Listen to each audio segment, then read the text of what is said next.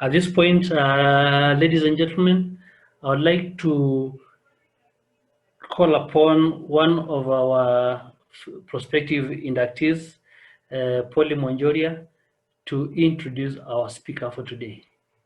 Polly, kindly unmute yourself and take us through the bio. Good evening, everyone. Good evening.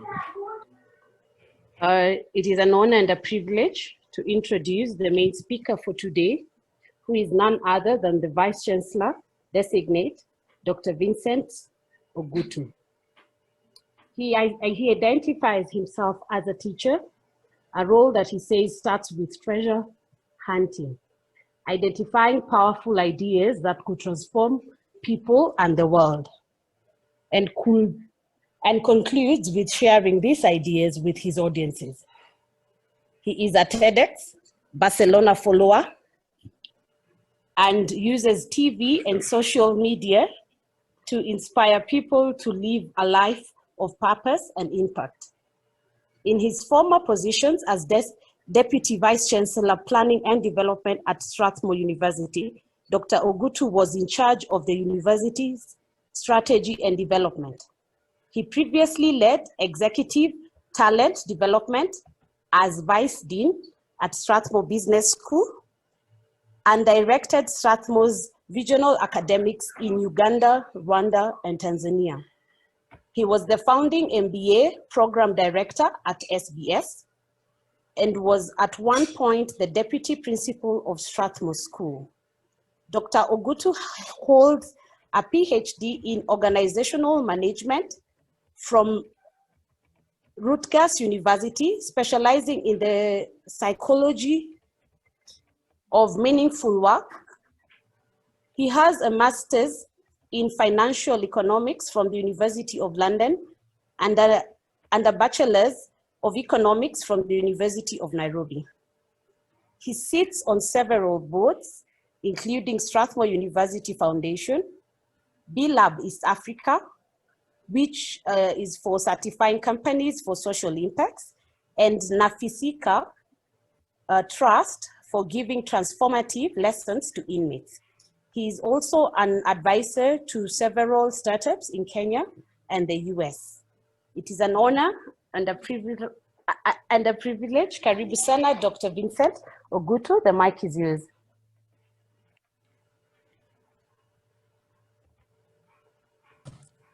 Thank you so much for that introduction, Polly, and wonderful to be with my friends here. Quite a few of my friends in the room, actually, and with Ernest here, we schooled together, so that's how I came to get invited to this forum.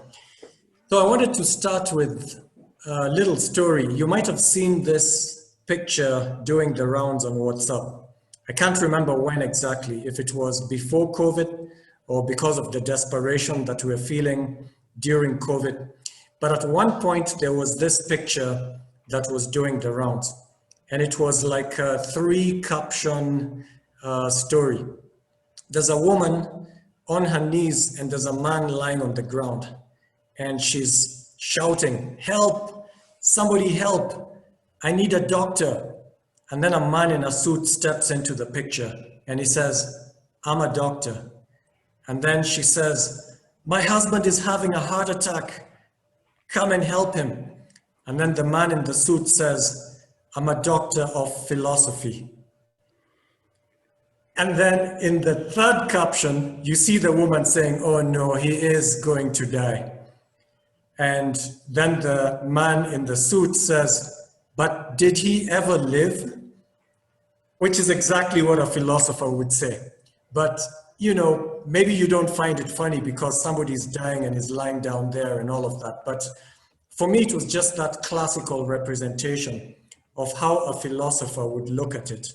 You know, she's looking at it like, my husband is dying. We need to save his life. You know, he's got a life and we need to save it. But the philosopher is stepping back and saying, but did he truly live? You know, is it just like a physical life existence that he had? But maybe he never really lived. And that makes me actually step back and think about our own lives, like how we live it. You know, are we truly living? Could we stand accused as we're lying down there on the ground by this philosopher telling us, did you truly live? I mean, how old are we in this room? You have people in their 50s and their 40s, 30s. Have you lived yet? Have you started living? Are you postponing? Are you waiting for that perfect time when everything will be just right? And then at that moment, I'll start living. Maybe you stand accused. Did you ever live? Have you ever lived? Let's take a look at the sort of people we're trying to emulate. The people that keep us, you know, moving in a certain direction because we think that's the target. That's where we want to get to. That is the measure of success. We want to be like these people. Okay, let's take a few examples, or let's take one example where all of us will agree, yeah, a pretty successful chap, you know, one of the most successful people we've ever heard of. And I'm sure you've already intuited and guessed who I'm going to talk about. And, you know, I'm thinking of Steve Jobs, very, very successful person in his life. He worked in several organizations, and everywhere he went, he excelled. And he made it, he reached the top. He was, you know, king of the heap. He's up there. That's the kind of person that we would look at and say that now there's a successful human being. And now you turn around and you ask him, do you consider your life a success? And he had a long runway before he died. He had time to think, he had time to reflect. He knew he was dying. And what did he say towards the end of his life? He said, you know, when I think about everything that I ever did, I would trade all of that with just spending more time with my family, because I think that's what gives me the greatest meaning. Much more than founding Apple, you know, making this wildly successful company, being an icon, a celebrity. Suddenly, none of that matters. All that matters is, gosh, I have this wonderful family who are accompanying me now on my last days, and I realize I neglected them. I just didn't spend enough time with them. And they're the ones who I can say truly stand by me. Other people would leave me in a heartbeat. They just immediately go to the next most successful person the minute they see they don't need me. I never really had them. But my family, they're real. They really care for me. And so I just realized at the end of my life that I missed the target. I did not focus on the one thing that could have given me the greatest meaning. And so maybe we haven't started truly living because we're in the rat race. And unless we stop and reevaluate what we're doing and whether that's what we ought to be doing, it's gonna play out like that man on the ground with the wife saying, somebody help, somebody call a doctor. Because look at what people do. Right from primary school, they'll get into a high pressure competitive environment. I remember talking to my nephew when he was in standard 8, and he looked kind of miserable, and I was asking him, you know, so what's going on? And when he described what they were doing and how early he had to wake up every day, the sort of things he had to do, then come back from school, more homework, then weekends, Saturday morning classes, I was like, whoa, that's not how I remember my childhood. I mean, I grew up playing games, and yes, there was school, but it wasn't that high pressure. But over time, everything's become super competitive. And so people join the rat race from when they're very, very small. I remember being on a plane flying from one city in the US to another. I lived in the US for 6 years. And there's this couple that came in with two beautiful looking kids. They could have been twins, but you know, a boy and a girl. And they sat down, and then I think the girl sat with the mom and the boy sat with the dad. And then they just took out all these books and started giving the kids, and they were getting them to basically do some kind of homework or do some stuff to advance. And I was listening in, I was seated behind them, and I could see that these kids were sharp. And not only were they sharp, but they were being given pretty advanced stuff to cram. And they were only like 7 years old. And I just thought, no, this is unfair. This is crazy. Just let the poor kids just grow up normally. Just give them a life. I mean, please don't put them in the rat race so early. Of course, I was convinced these kids would go far. They'd definitely make it to an Ivy League school. The kind of preparation they were being given, they were definitely gonna make it to the best schools in the world and get the best high-paying jobs in the world. They were being set up to succeed Steve Jobs style. But then at the end of it all, what would happen? They might just stop and say, did I truly live? You know, was that what it was all about? And maybe that's the kind of life you're living right now. So you're just going through this process, and one day you'll just have a heart attack and everyone will say, oh my gosh, he's gone, she's gone. And we're asking, and we'll say it's a tragedy because this person went so young, had so much more to do. But the to-do for us is just the usual to-do list, you know, retire, go to a retirement home, have this lifestyle, you know, it's all kind of stereotypical success. And it's the sort of thing that Steve Jobs would warn you and say, that's not success. And then we say, no, there's so much unfinished business. But maybe if you were given a few more years, you would just have kept on going, because what happens? You get to that top university, you get that good job, you think that, okay, the high pressure is gonna end after you finish university. Not really. Because when you come in, they'll work you like a dog, you know, you'll be doing 50, 60-hour weeks, and then you'll get that promotion. But because you've got the promotion, you're not going to have an easy time now. No, you'll have even more responsibilities. So now the senior managers are the ones who are working hardest. And by the time you get to partner, you're probably divorced, family is broken, you know, you just live for that success.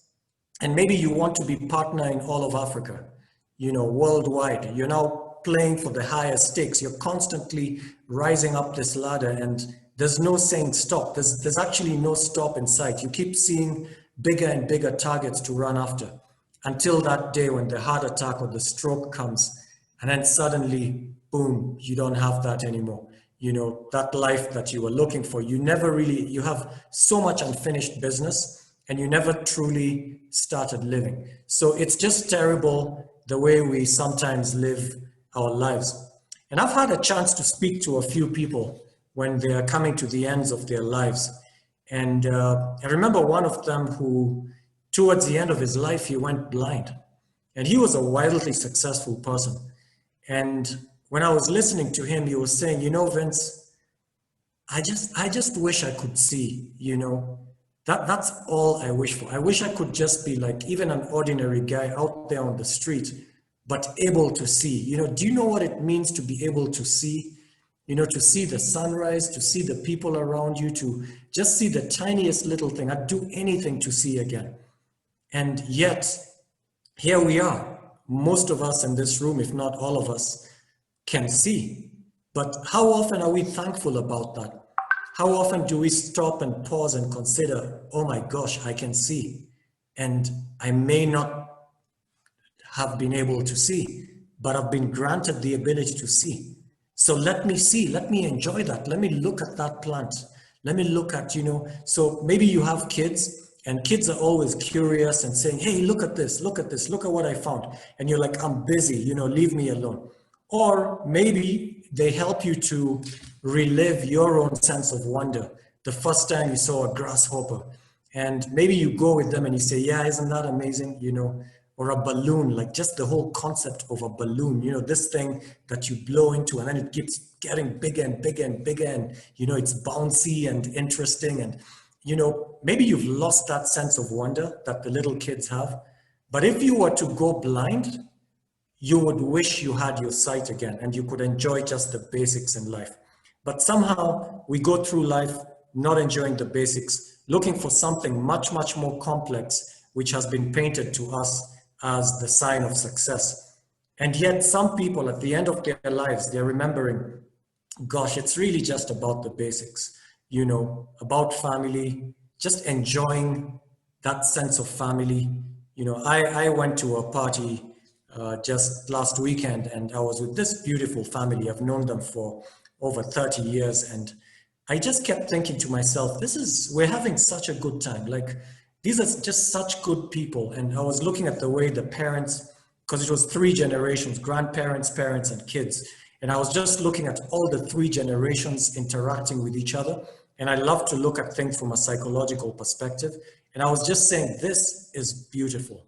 You know, this is like a piece of heaven. This time right here with this family, and just seeing how they're interacting and what's going on. And yet it was pretty basic, you know, just basic stuff, you know, like the dad wants some salt and decides to tell the daughter to get him the salt, but in French, because he's helping her with the French. So he says, je veux du sel. And then she says, d'accord. And then the rest of the family is like, what? It's like some code speak between the dad and the daughter. And I'm just smiling like, this is nice. And then at around 9 p.m., then the grandparents want to leave.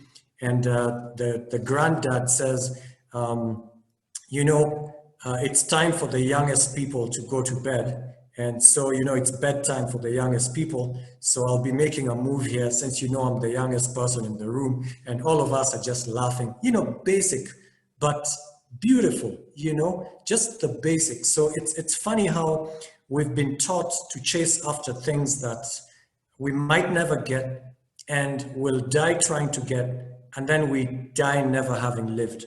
You know, so tragic when it was right in front of us. So is it that if I get certain things, I'll be happy? Or is happiness just right around the corner? It's staring at me, waiting for me to open my eyes, and it says, hey, I've always been here. You just needed to enjoy what you can see with your eyes, like the sunset, you know, that tree, that bird. I'm here just waiting to be enjoyed. But instead, you're despising me and going on after stuff that you might never get, and even if you do get, will make you miserable. So is it that happiness is to be found somewhere else, and I have to get certain things to get that happiness? Or happiness is almost like an attitude. Like if I have a certain key that will unlock the secret of happiness in the very things around me, suddenly I could be the happiest person on earth, maybe even with nothing.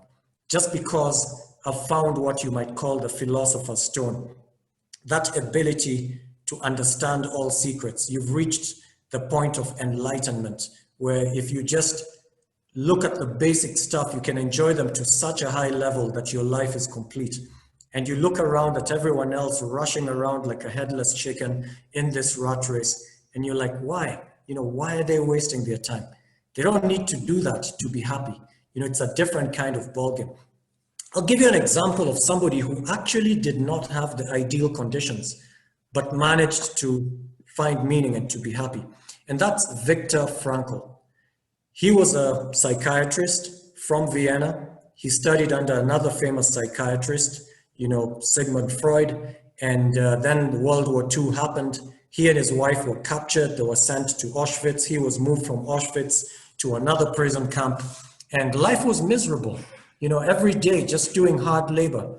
And then those who can't take the hard labor start collapsing. They're taken away to some gas chambers and you never see them again. And then he asks himself, so what is my life going to be like? And chances are his life is going to be exactly like that. You're going to be free labor for somebody. They'll work you like a dog. And then when you finally get weak, they're just going to kill you. And he's a bright guy, you know, he's this psychiatrist, and he says, that's such a waste of time. If I know how this is going to end, why don't I just end it now? Why don't I commit suicide? Then I don't have to go through the entire script that they've prepared for me, which is highly unattractive. It makes a lot more logical sense for me to end my life right now. That's kind of what makes sense. But he couldn't. I mean, he couldn't bring himself to commit suicide. So he started asking himself, now why am I not doing the logical thing, which is put an end to this agony? Just, you know, put an end to this stupidity of letting myself be used like a slave, you know, prevent them from having the pleasure of getting my free labor, you know, save myself all that suffering and just end it right here, right now. He could not. And he was trying to figure out why can't I? And it finally clicked. He said, you know, deep down, I believe that someday the Allies will win the war, and these guys who are torturing us will lose, and we will be released, and I will meet my wife again. And knowing her and how much she loves me, I'm sure she's doing everything possible to stay alive in the hope of meeting me someday. Now, what if after 2 years, she comes out and she asks people who are in this camp, where's Frank? And they say, oh, Frank died 2 years ago. And she's like, oh my God, no, what happened? And they say, oh, he took his life. He couldn't take it anymore. And then she just thinks of those 2 years of suffering, of tolerating all the punishment she was getting in the hope of meeting Frank again. And he wimped out on her. He selfishly took away his life and condemned her to 2 years of useless suffering, waiting for somebody who'd already checked out 2 years ago. That would be so horrible. There's no way he was going to sentence his wife to useless suffering like that. So just to validate her, to give meaning to all the suffering that she was going through, he was going to make darn sure that he stayed alive. So no matter what punishments these guys gave him, no matter how much hard labor that they gave him, no matter how little they fed him, he was gonna stay alive just by sheer will. He was going to do everything possible to stay alive in order to give meaning to his wife's suffering and in the hope that he would meet her someday. And then he said, that's it. That is what gives me so much power. Because remember, he studied under Sigmund Freud, and Sigmund Freud was this psychiatrist who said life is really about the hedonic principle. The hedonic principle is the principle that says that we are here to seek pleasure and to avoid pain. So if you want happiness, you should try and get as much pleasure as you can, and also avoid as much suffering as you can. There are people like John Stuart Mill, Jeremy Bentham, who came up with formulas for happiness. And for those of you who love mathematics, so you're supposed to maximize this formula for happiness, in which you're trying to maximize pleasure and minimize pain. And so you take all the variables that could give you pleasure, from comfort, from sex, from food, whatever, you name it, you put it there and you get it to the highest degree possible. And then you minimize anything that gives you pain. And if you manage to maximize this function, then you're a happy person. That was kind of what Sigmund Freud was pushing for. And then Frankl asked himself, but I'm not getting any of that. How much of this pleasure stuff am I getting? Zero. I'm being given hard work every day. I can't sleep as much as I want to. I can't rest as much as I want to. I can't wear comfortable clothes. I can't eat good food. I can't go on holidays. I'm a prisoner. I get none of that. So pleasure, minimal. Suffering, maximal. I'm being tortured. I'm being given hardship. So this is the opposite of the Jeremy Bentham formula for happiness, the John Stuart Mill, Freud. The hedonic principle, it's not working for me. According to that principle, I should have committed suicide, but I'm actually okay now, and how is it possible? And then he turns around and he looks at other philosophers, other people like Nietzsche. Now, Nietzsche says that what is the meaning of life? According to him, the meaning of life and the secret of happiness is power. If I can get as much power as I can, then my life is complete. And he posits that what we're really after in life is to be in control, to be the one calling the shots, the one who clicks his fingers or her fingers and things move, the one that everyone turns to, the one with the power. You tell people what to do. Nobody tells you anything. You're in control. You do what you want. It's all about power. And then he says, well, my life is not like that. I'm in prison. I don't get to control anything. I'm controlled. I'm the one being taken around and shoved around. And so I have zero control, zero power. I have maximum pain and I have minimum pleasure. And yet I'm up and about and determined to live. Doesn't make sense according to all his predecessors. But what he had discovered was life is not about seeking pleasure. Life is not about avoiding pain. Life is not about being in control. The one thing we're truly after, according to Viktor Frankl, is meaning. So we want to find a reason to live. Like, this is why I live. And in that moment, in that prison, in the middle of all the craziness, he had found meaning, something that made him all powerful.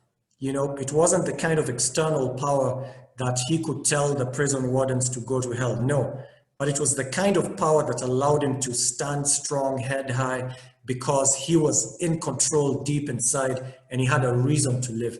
So he said, when all is said and done, what we're really looking for in life is meaning, is a purpose. And that brings us to that question then. So how do I get this purpose? You know, how do people get their purpose? And when I went to do my PhD at Rutgers in New Jersey, I had that question in my head, like, is it just like some people are lucky? You know, they have a purpose, they were born with a purpose, like right from the beginning, and the rest of us are just living an ordinary life. Is that it? That some people were born for greatness and they will live an extraordinary life. We shall write about them. There'll be books and, you know, rivers of ink about these people and songs, and, you know, they'll be immortalized in poetry. You know, they were great. You know, Alexander the Great, you know, Obama, you know, all these guys, you kind of like say, wow, you know, they were born to be great. And then everyone else is supposed to be ordinary. Is that how it is? So that's kind of the question that was in my head, you know. Are some people just lucky? They won the lottery. They won the draw. And if you're not one of them, too bad. But if you're one of them, gosh, what a life you're going to have. So I set out to find out what the real deal is. Like, how do people find their purpose? How do they find the highest purpose possible, which is to see your life calling? Like, this is why I was born. It is for this reason that I was born. It is for this reason that I was given the talents that I have, that I was given the opportunities that I have. Everything that I got was preparing me for this mission, this special life of purpose. You know, this is it. So I wanted to know, like, is it just a few lucky people who get a calling? And, you know, less than 30% of people know their callings. So from the research, it seems to point in the direction of it's the lucky draw. Some people get it, some people don't. And I set out to find out what was happening. And I found three kinds of pathways to people who found a calling. Yes, I did find a few people who told me that, you know, I pretty much knew that my life was gonna be special, that I was born to do great things, but there were a minority. Like, out of about 32 people that I interviewed, only 3 people were at that level where they could say, I always knew. I always knew I was born to do something great. And I started chasing after it from a very early age. Very small minority. Then I told you there were 3 pathways. So this is one of them. The second pathway was also exceptional. These were people who discovered their purpose in a flash. Like, in just one day, out of the blue, they discovered their calling and they said, oh my gosh, my life will never be the same again. After what I've just seen, it'll never be the same again.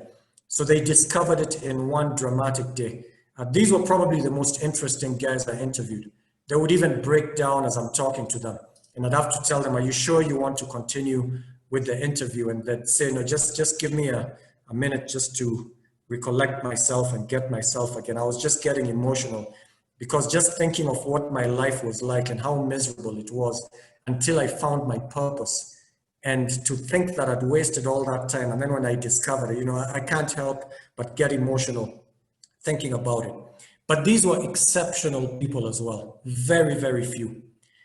The majority of people I interviewed, I categorized them as being in a category that I labeled as gradual. They gradually found what their purpose in life with. They did twists and turns. They did all sorts of things. They went through all kinds of jobs, and they weren't finding what they wanted until they started saying, okay, I know it's not this. I know it's not that. I think it needs to have a bit of this, and this job has it, but it's not the definitive one, until they finally found their calling. but it took a lot of twists and turns. And maybe that's where most of you are, because from my research, that's where most people are. And then when I think of my own story, like, how did I get to be talking to you about calling, you know? And I remember when I was small and I was living in Eastlands and I saw a bulldozer flattening the houses of all the people in the slums right next to where I lived. They were living in paper houses back then, sticks and paper.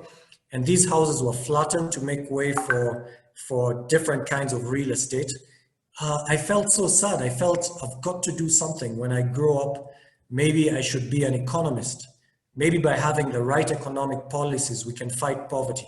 So that's why I did economics. And I was studying with guys like Zinga over here. You know, Karim is here as well. And I'm sure there are several other classmates of mine here, Masit. I mean, I wanted to do something about poverty. And I thought, as an economist, I can come up with policies that will eliminate poverty. And then I grew up. You realize that, wait, it's not the economists who call the shots. It's the leaders. They're the ones who call the shots. They're the ones who make all the decisions. So if you want to make a difference, it's not by being an economist. It's gonna have to be by either you becoming a leader or you influencing leadership.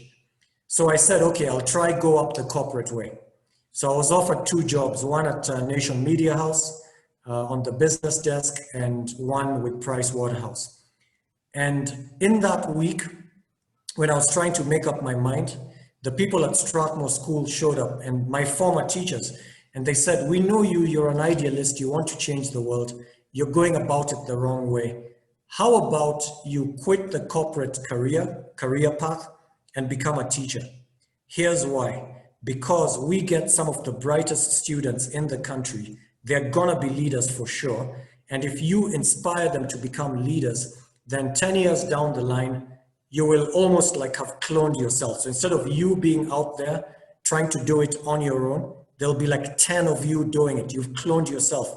You are having a multiplier effect. If there's one thing economics taught me, it's to understand the power of multipliers. You start something small and then it has this multiplier effect. It keeps getting bigger and bigger. So by being a teacher, you can change the world. And I remember talking to the people at Price Waterhouse as I was turning down the job. And the PA to the partner was like, I think somebody's brainwashed you. You're not being rational. This is not a rational decision. How can you throw away do you know what this job could do for you? And by the way, in my class, only 2 people got selected to work at Price Waterhouse. And the other guy is now the CEO of Safaricom, Peter Ndegwa. So yes, it can get you pretty far working for Price Waterhouse. So she was telling me, do you know what you're throwing away, like the stuff that you're giving up? What are you gonna say when your friends are driving these flashy cars, they're living in Runda, Muthaiga, and you're a humble teacher? Like, how will that feel? Like, I'm just helping you as an older brother to make the right decisions. And I think I got inspired in that conversation. So I told her, you know, if you've got a diamond in your hand and then you decide, I don't really want it, then you throw it on the rubbish heap, and then somebody comes and picks it up and starts waving it at you. Hey, look at what I have and you don't have. It's laughable, it's ridiculous, because if that person knows that you're the one who threw it on the rubbish heap, they would never flash it at you because you knew exactly what you're doing. So it's ridiculous. So I told her, I don't think they're gonna come and boast to me. And they never have. In fact, they love what I do. They love that I became a teacher. They keep joking about it and coming, hey, Vince, could you book a place for my kid? I'm like, which kid? When did you get married? Why was I not invited to the wedding? What are you talking about? You know, so we'll have these jokes and fool around, but I really love the fact that I'm a mwalimu, and they're so proud of it, and I'm very proud as well. And then when I look at people who've passed through my hands, you know, people I saw from standard 1 to form 4 to graduating to masters, you know, it's so nice. And then when they come with their kids, they're like, this was my mwalimu. You know, this person made a huge difference in my life. Suddenly it's worth all the stuff that I gave up. So that's kind of the journey. And then I went to the States to understand leaders and what makes them tick, what gives them the power to make people follow them. And while studying them and what motivates people, that's when I can see there's a mwalimu, RISPA, great. So when leaders motivate people, people are getting motivated. So I started studying people, what motivates them? What are the buttons that leaders press? And I wanted to know every single one of them in order to influence leadership to do great stuff. And I realized that the highest level of motivation that you can ever reach is finding meaning, finding purpose. And especially if you find existential purpose, this is why I exist, meaning your calling. And that's why I zeroed in on callings. And then I got invited to a prison in upstate New York to give a talk just like this one. And the librarian there was a friend of mine. And when I spoke to them about how to turn their prison life into a meaningful life, I told them, you know, what's the difference between a military boot camp and this prison here in New York? You're both getting pain, you're both getting punished, so what's the difference? And they said, well, the soldiers want to be there. And for them, that's training. For us, this is punishment. So of course, I told them, if you were told, we're setting you free tomorrow, would you take it? You know, you're given a certificate, you've served your term, you can go. They said, absolutely, I'd take it. And then I say, what about that soldier? If I told the soldier, I'm giving you a certificate, you can leave this tough training tomorrow and you can get a uniform and a badge. And from tomorrow, you're considered a soldier with all the rights and duties of a soldier. Would they take the deal? And the answer is no. They'll say, no, that's not what I came here for. I came here to be trained. I'm gonna be slaughtered in battle because I'm not battle ready because I missed the training. So please punish me. Make me 100 times tougher than the average civilian. Toughen me up, give it to me. You know, for them, it's not punishment, it's actually training. And so what I told these prisoners is if you flip all the punishment that you're getting right now into training and become extraordinary human beings, I promise you, when you step out of prison, people will respect you. Even if they know you went to prison, they'll be just amazed at what a complete human being you are. And they'll ask you, how did you become so kind, so strong, so calm, so accomplished? And you say, oh, I got that when I was in prison. They're like, you were in prison? Like, no way. Then you say, yeah, I couldn't have done it without prison. And here's what I used to do. I'd give my food to other people and say, you know, I can see you've been bullied today and you didn't eat anything. So you have my food. No one's gonna bully me for my dinner because I'm tough. Then, wow, you know, then you become generous. And then they could do so many things like patience. Today, I won't fight back if I'm insulted. I'll just absorb it and take it and take it. Now, if you do these kinds of exercises, you become a superman, a superwoman, and that's what I taught them to do. I told them from now on, turn this particular prison into your little Harvard. You know, it's a Finnish school of gentlemen. And when you come out, you'll be an extraordinary human being. So flip the meaning, just make it, give it purpose. And suddenly, even in a prison, just like Viktor Frankl, you can find meaning and become an extraordinary human being. So how did I find that calling? It was precisely when I saw the prisoners reacting to me. Then I said, oh gosh, you know, I actually have incredible power. I can help people find meaning. I was just studying it. But what I realized is the combination of my new knowledge about meaning from the PhD and my public speaking skills from my high school teaching experience, you combine those two, dynamite. Now I can live my life mission. I can go around helping people to find meaning in their lives. So none of it was wasted. Rejecting the Price Waterhouse and the Nation Media House jobs, that was okay. Taking the humbler job of being a teacher, it was just preparation for a great mission. So nothing is ever wasted. In your search for your purpose, you're gonna find that everything you ever did is part of the equation. It was always preparation. Now, could I have done what I'm doing now 20 years ago? Maybe I had some of the technical knowledge, but I wasn't ready. Life wasn't ready to grant me my calling, because in order for you to get that calling, a certain condition has to be met. So listen to this carefully. You've been given incredible potential to become an incredible human being. Like that soldier, if they are trained, they will be 10 to 100 times tougher and better than a civilian. They have the potential before they go to boot camp. They realize that potential by the time they come out. Now, what can you do with such crazy power? You can obviously make a lot of money. You can be a gun for hire guy, mercenary, whatever. You can become a celebrity, a hero. You can win medals. But is that why you were given that potential to become an incredible human being? Not really. You were given that potential to do much bigger stuff, to serve. And until you mature enough to realize that I'm here to serve, that calling might be withheld from you. You're actually playing in the little leagues. You're never gonna be given the full ability until you say, actually, it's not about me. It's not about celebrity status. It's not about my wealth. It's about changing the world in deep and profound ways.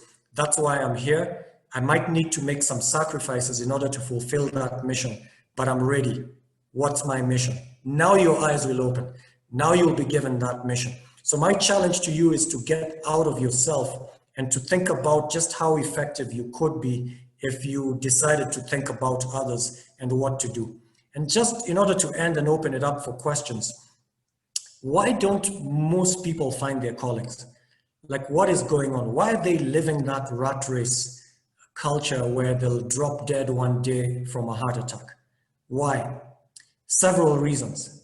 One is you let yourself dance to the tune that has been dictated and played by other people. They tell you the measures of success. You've bought into it without even reflecting, and you're trapped. You're in that trap. Until you step back and say, wait, that doesn't make sense. Like, to live a life like that and then drop dead of a heart attack does not make any sense at all.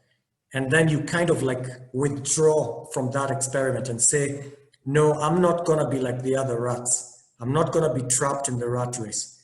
I know there's something wrong and flawed with that measure of success. Now, here's the genuine measure of success. You were meant to have a certain impact on the world and on the people around you. If you succeed in doing that, that is success. You were given incredible potential to turn into an amazing human being.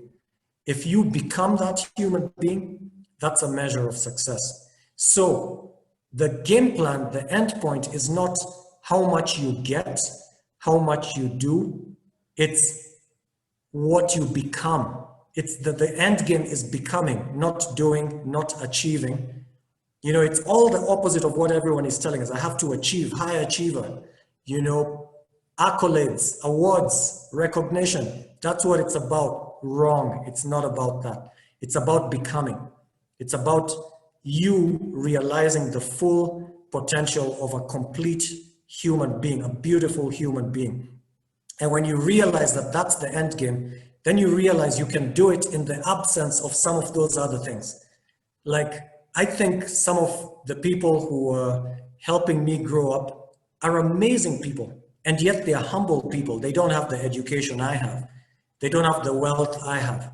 They don't have any of that. They were just kind people. I think of my grandmother. I speak about her a lot, and just how generous she was, and what a good mom and wife and grandma and everything she was. And I think she outranks many of us here because she fulfilled her mission. She realized herself. So is purpose to be found in doing great things or in becoming great? You know, I'll leave it to you and we can discuss it there, you know, because I believe that right where you are, you can find greatness, you can realize yourself. And you might say, yeah, but if I don't do something that will go down in the history books, then I didn't live a life of purpose. You know, unless I touched the lives of 10 million people, I was nobody. Somebody who touched the lives of 10 people is nobody compared to somebody who touched the lives of 10 million. I beg to differ. That person who was the dad or mom of that family that, you know, eventually you touched the lives of 10 people. But because of the upbringing, the influence you had, one of those 10 goes and impacts 1 billion people. Now we're not talking 10 million, we're talking 1 billion. Where's the credit gonna go to? Not just to that person, to the people who were there in their lives. So maybe you might not see the end game yourself. You might not see your final impact, or it might happen through you, through your kids, through the people that you nurture, but you will actually get rewarded at the end of your life, at the end of time, for that impact. So sometimes don't despise the tiny little things that you can do and only think about doing great things. You could be achieving great things by just becoming. So over to you, Ernest, and thank you very much for having me, guys. Thank you very much, Dr. Ogutu. We truly, truly appreciate you. At this juncture, can I ask people to either unmute their mics or put their cameras and give him a round of applause? You can all. Wow. Amazing, Vincent, amazing. Coffee, my coffee, my coffee, my coffee. Yeah, thank you very much. Let's go back to mute so that we can. Yes, let's kindly mute ourselves so that we can get back some semblance of order. Thank you very much, Dr. Ogutu. I've always wondered, years gone by, why you didn't take up that job for Pricewaterhouse. It was Pricewaterhouse before it was. I mean, it was before it was PricewaterhouseCoopers. It was just simply Pricewaterhouse. A lot of us applied for those jobs. Of course, we didn't get anywhere. But I think it's amazing to see that what you did, the path that you chose, has been profound in so many ways in terms of reaching out and enriching so many lives. It's very unfortunate that as a society, we really, really do not appreciate the work of teachers. So thank you very much. Those who took a different path, like our very good friend Peter Ndegwa, have also excelled, and we are proud to have them doing that. Yeah, he's great. I was with him 2 weeks ago, and he's doing fine, and he's gonna do a good job. Excellent, excellent.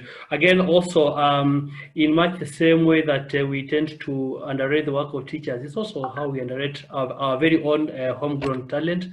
I've watched with a bit of dismay about negative comments about where he's likely to take Safaricom in the next year, pretty much the same way we did to the late Bob Collymore. We really don't appreciate what we have. But that's a story for another day. We encourage him to continue what he's doing. I would like to recognize the presence of some of my former college mates. I've seen Jogi Kui here, karibu sana. I've seen your few fans in Embakasi, Rotary Club of Embakasi. We'll have that conversation at some point later on. I've seen Karimi, I've seen Masit. Thank you very much for gracing this particular fellowship. It is now my, thank you. It's now my singular pleasure to invite people to ask questions. We'll probably just take about 3 or 4 questions. You may unmute yourself and ask your questions. Hello, Daktari. Yes, Mikey. How are you doing? I'm all right. Good to see you, man. Same here, same here. This is my student. In fact, it's good you have raised that because, Vincent, the thing is, for the years in your career and everything, I know so many architects and engineers and doctors and marketers and what who have gone through your hands to become excellent as they are. And the question is, how do you separate as a person who's in putting skills in people and things like that and making them successful? How do you, where is the thin line where you decide and say that this is my definition of success and I think I've had enough and probably I should say no and I should move on? Because ideally, most of the people who have passed through the hands are the best people in Diageo right now, the best Unilever people, the best Safaricom people and everything. And that's the definition of success which people have. Okay, so, and you have been part of that, you have been in that process of making them that successful in the first place. So when they come to you and tell you, you know what, this is what my career is going to, I'm now director of ABCDEFG and stuff like that. And thank you very much, Vincent, for taking me there. But where do I reach that point where I say, you know what, I've had enough? Where do I say no, that I'm successful enough? That's one thing which I really love to understand, because I'm trying to link it to that thing of meaningfulness and purpose in life. And I think that's where the thin line is.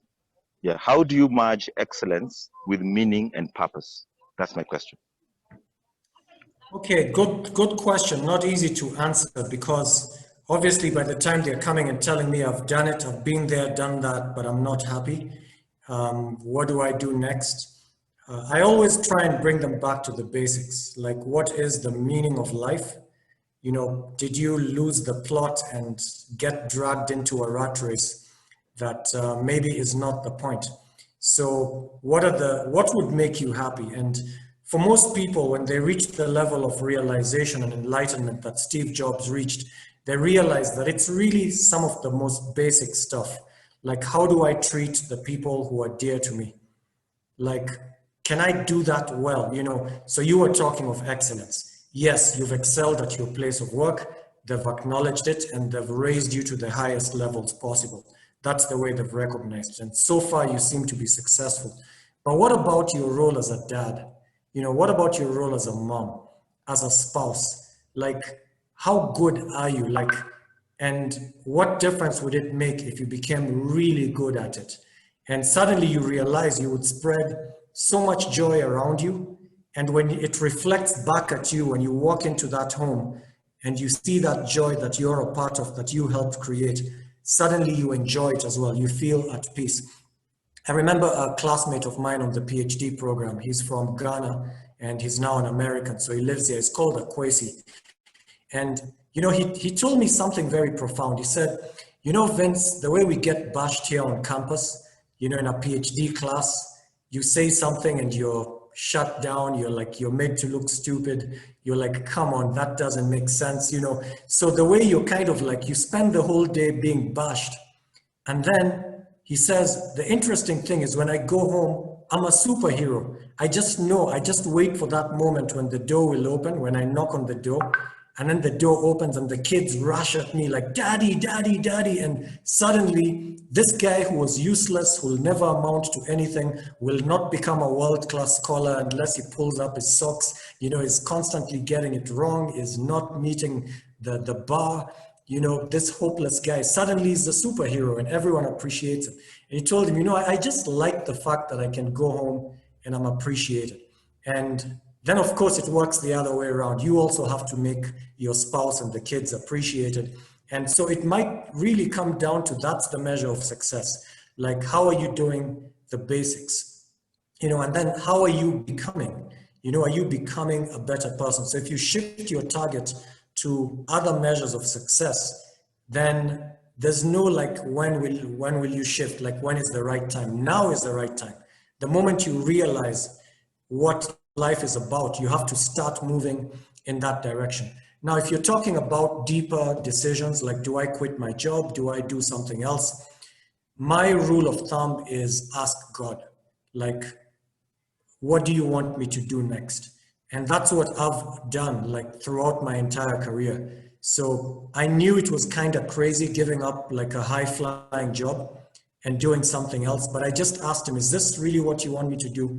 And here's something you can use, like, how do I know if God is speaking to me or whether I'm making it up, whether I figured something out or I'm just doing what I want to do, but I'm projecting it on God and putting words in his mouth so that I get some sort of validation? How do I know? How do I know if it's the devil tempting me? How do I know if it's other people influencing me? How do I know if it's actually God? So my rule of thumb, and I read this in a book called The Ascent of Mount Carmel by St. John of the Cross, who was a soaring Spanish mystic. So he said, if you want to know God's will, a telltale sign is peace. You will find peace. So what I do when I have like a fork and I have to decide I'm going left or I'm going right, I'm taking this job or I'm not taking it, and I'm sticking with the one that I have. Now, which one is God's will? What I do is a thought experiment. I say, what if I said yes? How does that feel? And if I feel terrible, even though it's like the one everyone is saying, that's the better job, that's the one with the more money, that's the one with the more opportunities. But I have these warning bells like, no, I'm not at peace. But then the other one, which is maybe not as good, etc. But when I say, let me stay here, suddenly my worries disappear. It could be a sign that that's God's will. And the funny thing is sometimes the harder one could be the one God wants you to take. Like when I took up this job as the Vice Chancellor of Strathmore, when I accepted to become the next Vice Chancellor, that was not my plan. I actually promised my advisors in the States that I would not get into administration when I went back to Kenya. They told me, please don't, Vincent, because we've invested so much in turning you into a world-class researcher and scholar. The enemy of scholarship is taking up a management job because you won't have time to do good research. So I told them I have no plans of taking a management position. And then when I came here, they actually asked me to do it. And I said, no, I'm not interested. Like they say, yeah, but it's prestigious. We'll give you this position. I'm like, I don't care. My life is complete. I just want to teach. I love teaching, do research, and then engage the community in solving problems in the community. And that's what gives me happiness. And they said, you know, but if you really want to have an impact, we're giving you the opportunity to have an impact at scale. So it's not you doing your tiny little interesting projects. It's you being asked for your opinion on the national platform, meeting presidents, meeting people like that, and influencing at that level. That's what we're offering you. They had to frame it in the sense of service for me to consider it. And I was still thinking it's a bad idea. When I did the thought experiment, what if I say yes? You know, it's such a hard job, so much pressure. The minute I said yes in my mind, I felt at peace, like it's gonna be fine. You will hack it. You will be given all the strength you need to make it happen. And then once I said yes, it stopped being a sacrifice because I can't live a boring life. So I started saying, okay, now that I said yes, how can I make it interesting? There are 101 ways to make life interesting. So you've been seeing, some of you have been seeing me doing these marathons or playing music with the students. There's so much interesting stuff you can do as a VC. So that's kind of my rule of thumb there for you guys. Just ask yourself before you make a career shift, is it God's will? How will I know if it's God's will? If you're at peace when you do the thought experiment. All right, thanks a lot, Dr. Ari. Thanks a lot. Karibu. Okay. Thank you very much, Dr. Ogutu. I can certainly assure you one thing, God's will prevailed here. Becoming Mike's teacher was very important in his life. We have all seen how he has turned out, and the club thanks you. So, President, surely, thank you. We had something to do with it too. It wasn't, I can't take all the credit. I can tell you from where I sit, a lot of it has helped. But again, the club will thank you continuously for that. Mike has been a revelation ever since I think he passed through your good hands. Now, I'd like to call the president of the Rotary Club of Eldama Ravine, Lois Onyango. You have a question? Kindly just take it away yourself. Wow, Prezo. I didn't think I would take it away, but let me have the pleasure. Thank you so much, Dr. Vincent. What you've given us is so much thought-provoking. And I just wonder why I didn't listen to you when I was younger, because I'm thinking that a lot of what I've gone through life, a child should have an upper hand to think of meaning of their life early enough. So as a parent, my question is, how can a parent help their children to ensure that they are not so much caught up in this rat race, to ensure that they are able to make better choices, more so in terms of the stressful curriculum that we throw at them, and then of course comparison with the family members who've achieved so much. So I'm a mother to a teenager, and I'm just thinking that I should have let her listen to you, not even me. So that's my question. Thank you. Very good question, Lois. I think there are just about two things that you need to do as a parent to help them lead a meaningful life, you know, when all is said and done. So there are two things you should try and and achieve. One is to teach them good values, because if they have good values, no matter what career they pick, they will be successful in life. So I'm talking about things like honesty. I'm talking about things like hard work.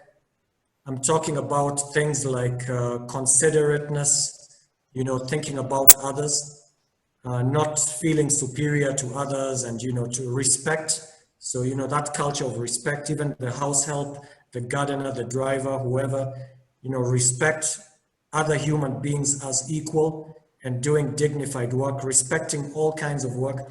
So those are what I call values, you know. So if you teach them good values, they will be successful human beings. You'll need the good values no matter what career. Now, if you're talking about careers, that's the second thing that I think you should do for them, which is to help them grow their talent. Help them identify what they're potentially good at, and then help them turn those talents into skills and into a passion as well, you know, into something that they like. Now, many parents here might not like what I'm saying because maybe they have a career all worked out for their kids. They've already decided which career they are going to get and maybe even who they're going to marry. Well, in the past, even that was decided for you. For you guys, it's too late. I don't think you can push that agenda, but you're still on time to push the agenda of forcing them into a particular career. Please don't do that. Your job is to help them discover themselves and to provide support. So if you think your son or daughter is going to be an excellent sportsman or woman, help them to develop that passion and experiment and see if they're really good at it. Help them to do that. If it's music, help them to do that. If it's art, help them to do that.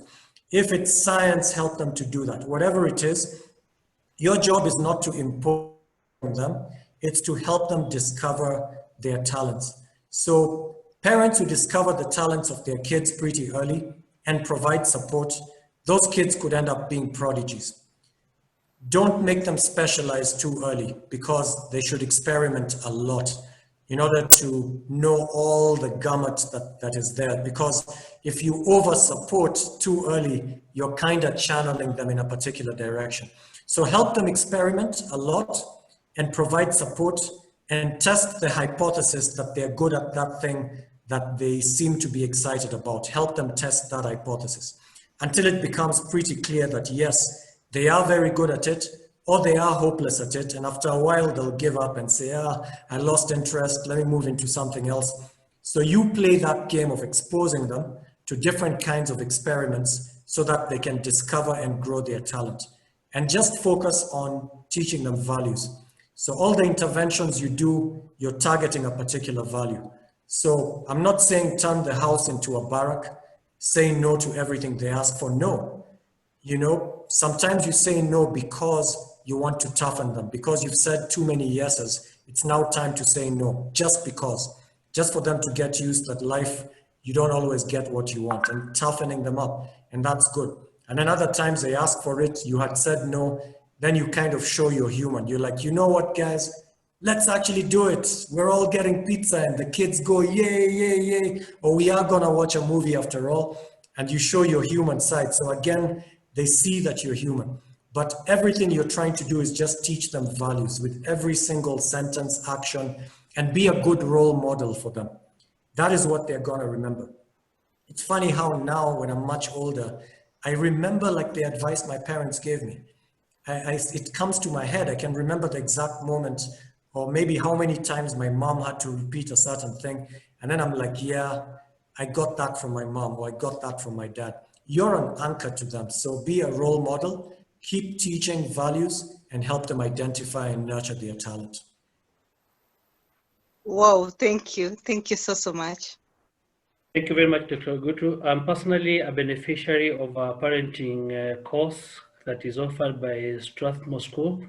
I think Strathmore Business School, no, actually Strathmore University, through our collaboration with Kianda. And it really, I can see the points that you are making through a part of what we've learned through, and really appreciate that.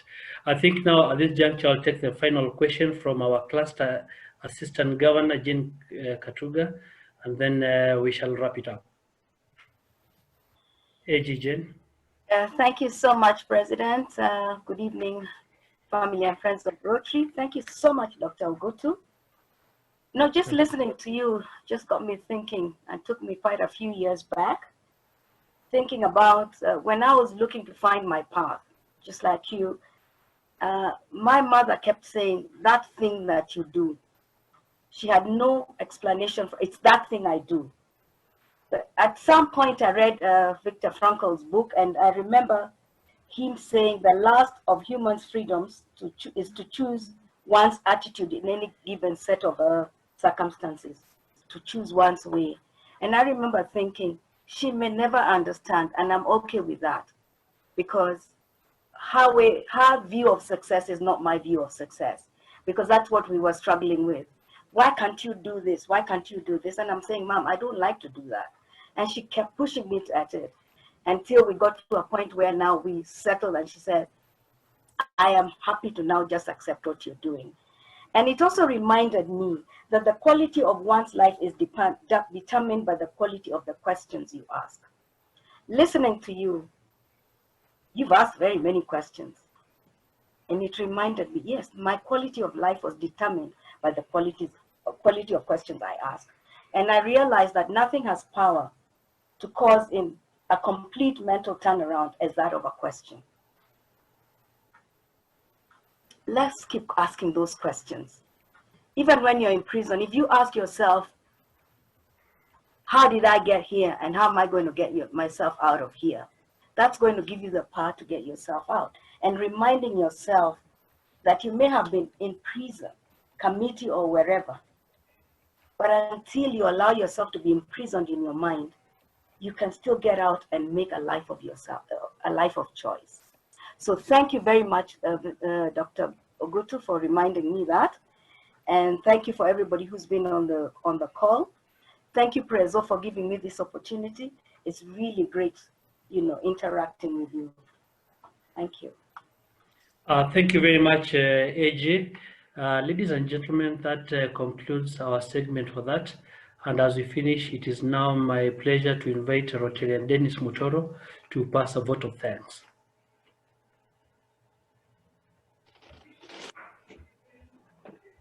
Wow. Mr. President, family and friends of Rotary, Dr. Ogutu, it's my singular honor and pleasure to actually pass the vote of thanks to our guest speaker. That was an amazing talk. I had to sit back in my seat and just wondered, wow, this guy is speaking through my life journey.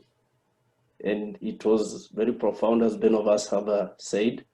Dr. Ogutu, you've spoken about various things in life, how to make a meaningful life, how to flip the meaning and become, that purposeful person. Very few of us actually see that. And that's why we keep on having this rallying call that life starts at 40, when probably we've wasted the 39 years plus on earth, or maybe 36 from the time we started speaking or saying something meaningful. You've taken me back in 2007 when I was actually leaving my employment. And my mom asked me, why are you leaving employment? And I told her I'm not happy with the job. And then she told me, because she's a teacher, she said, there's no job that makes you happy. It's you who makes yourself happy at the job. And I told her, but I've quit. So I read a book which is written by Napoleon Hill. And one of the key learnings was about personal growth and how you define your generation and destiny. And at that time, I even asked myself, whom am I going to marry as my wife? Who is going to be my partner? Is it going to be a Kenyan? Is it going to be a lady from my clan? Is it going to be this? So I had to define everything from that time and look at life, how it will be in the next 40, 50 years. What do I want to be? And since you are the master of your own destiny, as Napoleon Hill puts, and the way Dr. Ogutu has put it severally, that meaning of life is you have to be powerful. Powerful doesn't mean probably that go become a powerful person and president. No, the power that you hold in your hand that will actually enable you make your own personal decisions that will drive your course. And I see that power, that if all of us had it, right now as Rotarians, we have the power to actually sit, connect online and listen to him and go back to our people or go back to the others and convince them that, you know, this is what we gain from Rotary. Because today you learned something, you become more powerful. You've gotten something that you never knew about. So I believe that the talk that has come to us at this particular time, I wish you can come back again. I mean, Mr. President, if we can invite him again several times, you know, I don't think he actually even did 40% of what he has in his head and what he wanted to tell us. Because we are looking at a whole channel of maximizing your life. And being happy, of course, is one of my key things, and most Rotarians have seen that. I don't like being gloomy. I like spending all of it as it is, because you never know whether another day will come. So, and I'm happy that you're one of the tutors or teachers to one of our guys called Mikey, because number one, I didn't believe that he was your student. I wanted to ask whether at any one point he dropped out of school. Well, I let him become himself.